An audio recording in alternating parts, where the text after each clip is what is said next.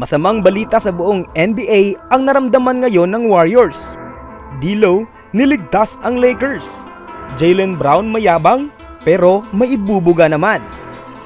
Bago ang lahat, kung gusto niyo ng matibay na basketball shoes, Curry 10 mabibili lamang sa halagang 2,100 pesos.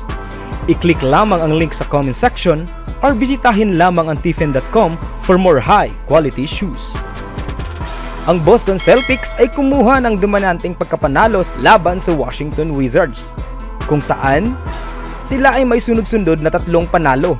Si Jaylen Brown, ang leading scorer ng Boston, ay nagtala ng 36 na puntos, 6 na rebounds, 3 steals at 2 assists sa loob ng 32 na minuto. Sa wakas ng ikatlong quarter, ang Celtics ay nanguna sa score na may 108-75.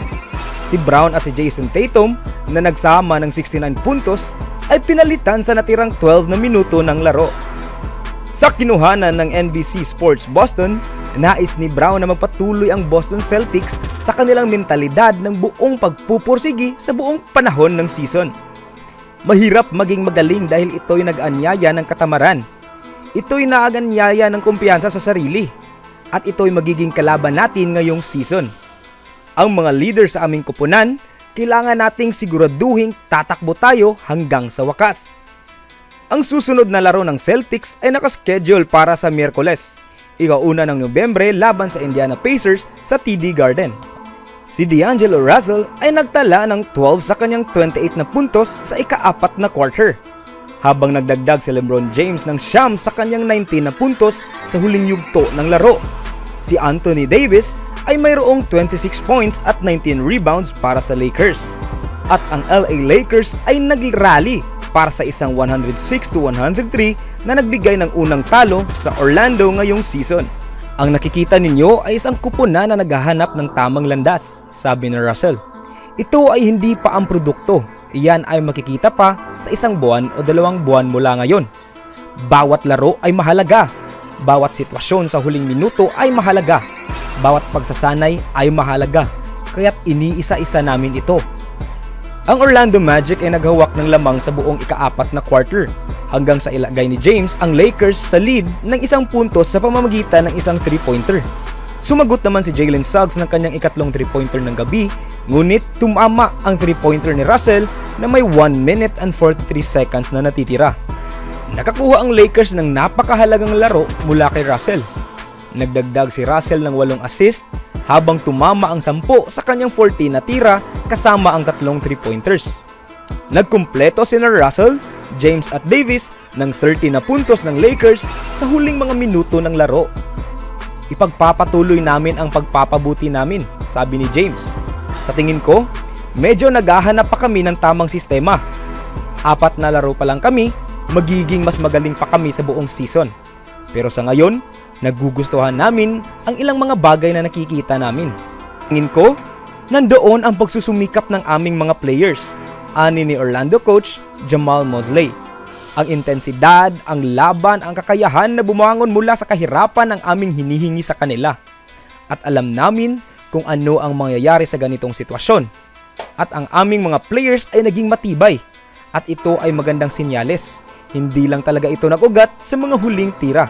Sabi naman ni Davis, ipinapakita nito ang kakayahan namin bumangon bilang isang kupunan.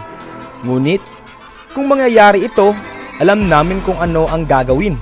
Hindi kami nagmabandali sa pagtira o paggawa ng masamang plays. Ginagawa lang namin ang kailangan gawin para sa aming mga kakampi. Iniisip ng Lakers na pahingahin si James dahil sa kanyang karamdaman sa left ankle tendonitis, bilang bahagi ng kanilang patuloy na pagsisikap upang limitahan ang minuto ng 38 taong gulang na pangunahing tagapuntos sa kasaysayan ng NBA.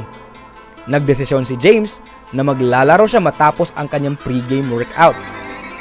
Nagtala ng 5 out of 5 si Harris na may 4 na 3-pointers sa unang half, habang nag-comeback ang Magic upang kunin ang lead bago matapos ang halftime, nang sila ay mag-upisang tinambakan ng 11 points. Hindi nakalaro si Rui Hachimura para sa Los Angeles matapos ma-injured ang kanyang mata sa Sacramento. Ngunit, nagbigay ng magandang laro si Wood na siyang bagong backup big man ng Lakers na may 9 na puntos, 9 na rebounds at 3 blocked shots. Sa kabilang balita naman, si Curry noong Lunes ng gabi ay nagtala ng 42 points sa loob ng 30 minutes at may karagdagang 5 rebounds, assist at 2 steals habang ang Warriors ay nagwagi laban sa Pelicans. Hindi ko alam kung ano ang kanyang mga numero, pero siya ay uminit, sabi ni Coach Steve Kerr. Nakakamangha siya. Mukha siyang mas magaling kaysa kailanman sa edad na 35. Ang mga numero ni Curry sa unang 4 na laro ng kanyang ika-15 sa NBA season ay kamangha-mangha. Meron siyang 33.5 points bawat laro, may 55.8% sa shooting mula sa field, kasama ang 47.1% mula sa labas ng arc. Ang kanyang 24 na 3-pointers sa unang 4 na laro ng season ay isang record sa NBA. Ito ang pinakamahusay na simula ni Curry simula noong 2015 to 2016 nang siya ay naging kauna-unahang unanimous MVP award winner sa kasaysayan ng NBA. Sa katunayan, taon-taon, sa loob ng 5 sunod na season, siya ay gumagaling sa kanyang panimulang laro sa mga seasons. Mula sa edad na 31 hanggang sa 35, kung saan maraming manlalaro sa NBA na nagpapakita na ng mga palatandaan ng pagbaba ng galing. Si Kobe Bryant ay 34 noong huling mag-average ng higit sa 20 na points bawat laro sa buong season. Si Dwayne Wade ay 33, si Russell Westbrook ay 32, gayon din si Allen Iverson at si Paul Pierce ay 31. Siya ay patuloy na naghahanap ng paraan para maging mas magaling taon-taon, sabi ni Kerr. Laging siya'y naghahanap ng mga iba't ibang paraan sa kanyang pagsasanay. May dahilan kung bakit siya si Steph Curry. Ngunit, nakakabighani itong panoorin. At sa isang gabi na wala si Klay Thompson at Jonathan Kuminga, kakaibang galing ang pinakita ni Curry upang mapunan ang kakulangan sa kanilang team. Nang wala ang dalawang iyon, lalo na si Klay, nagbubukas ito ng mas maraming pagkakataon o opportunity, sabi ni Curry sa NBA TV. At kailangan maging agresibo ako dahil nagbubukas ito ng mga opportunity para sa lahat. Swerte naman at maaga pa lang ay pumapasok ang aking mga tira nang nagdala sa amin sa laro. Pagkatapos ng halftime, tinapatan ng Golden State ang New Orleans ng 71-45, kung saan si Curry ay nagtala ng 24 points sa kanyang atake sa depensa ng kalaban. Sobrang kamangha-mangha, sabi ng rookie na si Trayce Jackson-Davis tungkol sa mabilis na simula ni Curry. Kahit panoorin mo ito sa TV, pero kapag nakikita mo ito ng personal, ang kanyang ginagawa ay talagang nakakamangha. Bawat beses sa kanyang pag-shoot ng bola, iniisip ko na agad na papasok iyon. Talagang siya ay kapuri-puri dahil naglalaro siya sa ibang level. Isang level na laban sa edad at logic. Mayroong isang kahanga-hangang pangmatagalang palabas na isang kasiyahang panoorin. Hindi gaano kagaling nakupunan ang Warriors sa mga road games noong nakaraang season. Ngunit sila ay 3-0 sa ngayon. Sa usapan niya sa media matapos ang tagumpay ng Warriors laban sa New Orleans Pelicans noong Lunes ng gabi, naglabas ng malupit na pahayag si Warriors head coach Steve Kerr na nagsasabing ang nakaraang taon ay isang outlier lamang. Kami talaga ay palagi nang magaling sa mga laro sa mga road games. Bagamat malalakas ang mga salitang binitawan ni Kerr, lubos itong tumpak.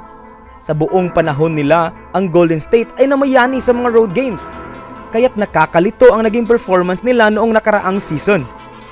Bagamat maaaring may iba't ibang dahilan para sa mga problema ng Warriors sa road games noong nakaraang taon, walang pag-aalinlangan na ang kawalan ng chemistry ay isa sa mga dahilan kung bakit napakasama ng kanilang performance sa mga laro sa labas ng kanilang home court.